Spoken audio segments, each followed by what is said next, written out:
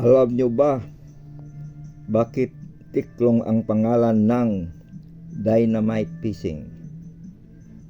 Dahil yung tik dyan, tik dyan yan kinukuha sa isang pagkamali mo lang sa pagpisil ng isang tube para sa dynamite fishing.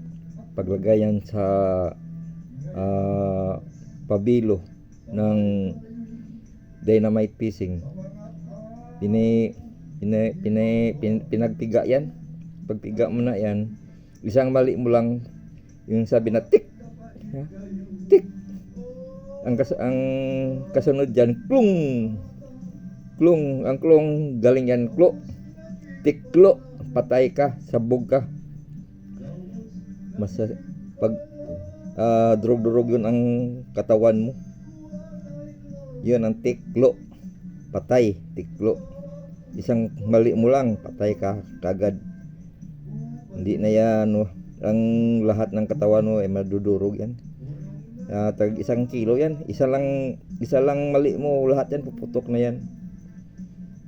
Yan ang dynamite fishing. Talagang napaka-delikadong na gawain yan.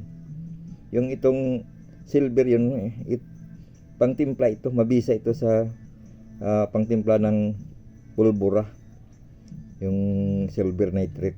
Salamat po.